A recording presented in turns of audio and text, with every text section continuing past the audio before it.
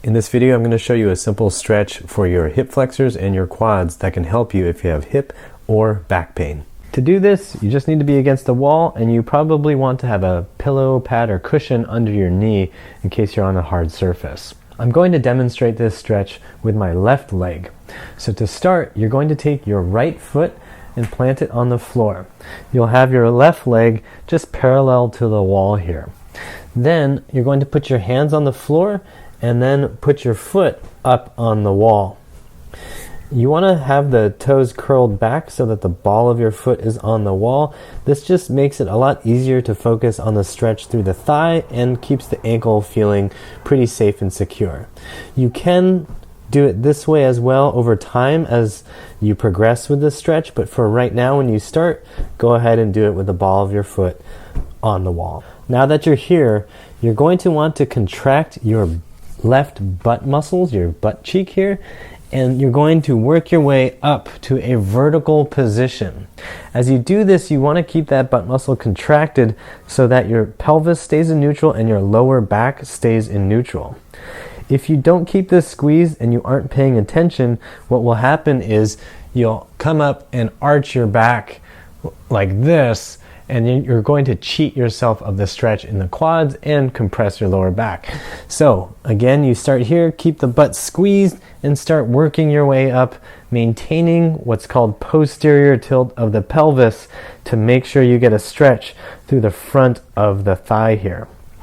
Now, when you feel that tension, what you can do to try to release it and gain control over the muscles is do contractions of either the quad muscles or the actual hip flexors.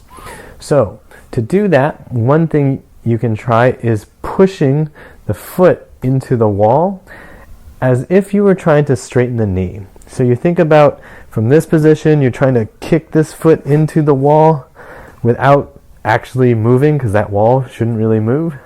So you should feel some contraction through the quads, and then you relax that contraction and try to go a little bit further. And then you do it again. Contract, hold. You can do this anywhere from 2 to 10 to even 30 seconds if you'd like. And then relax and try to sink into it a little bit further, still maintaining that neutral pelvis and spine position. You'll also notice that the glute stays on throughout this. The other contraction is to try to fire the hip flexors. So hip flexors will try to pull the knee forward.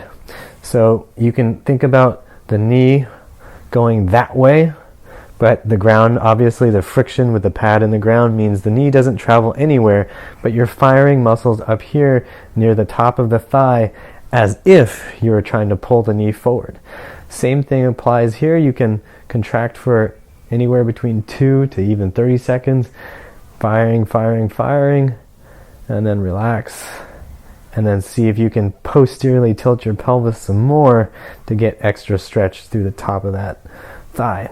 So you can contract again, trying to pull the knee forward. And then when you relax, you see if you can go a little bit more towards the wall. So eventually your goal is to be able to get your knee really close to the wall. And that's where you want to think about whether or not you can handle having the foot and the shin basically lined up against the wall as you come up towards the ceiling into a more vertical position, still maintaining that flat neutral spine and neutral pelvis position. The ultimate goal is to get yourself really far back here so your heel and your butt are touching without any back arching or other compensations. Another option with this stretch is to focus more attention on the hip flexors. To do this, the setup starts the same. So you still have a foot planted, you swivel so that the foot is up on the wall, and instead of coming up vertical, you can just leave your hands down on the floor, and then you want to push your pelvis towards the floor, kind of towards your hands in a diagonal. And while you're doing that, you want to get that butt muscle squeezed, so you're trying to push the pelvis down and forward, keeping the spine neutral, pelvis neutral. And then you should feel more stretch happening at the front of that hip crease. So you're just trying to push, push, push into that position. Now, I already mentioned the glute contraction. We can also use some of the contractions we talked about for the rest of the quad stretch using the hip flexors more. So in this case, you can push the knee down into the floor, kind of like you're driving it down. That should feel like the hip flexors are firing. And then when you relax, you try to sink your pelvis a little bit further towards the floor. The other option is to kick this foot into the wall, so that's firing the quad muscles for knee extension. And then you relax and try to sink a little bit further. And I'll do that one more time, pushing into the wall with my foot, firing the quads. And then as I relax, I just try to sink a little bit further. And you may need to play with the foot position just to help give you some space to move a little bit more. When you're doing the quad stretch, you want to be conscious and aware of your pelvis position and whether or not you're getting rotation around your femur. That can happen if you're really tight and your body is trying to cheat out of some stiff areas. So for example, many times people will be so tight that when they come up, their pelvis will shift over to the side, creating rotation in the femur and abduction. So we do want to be able to maintain the pelvis position without that shift happening and come up and get the stretch straight through the quads.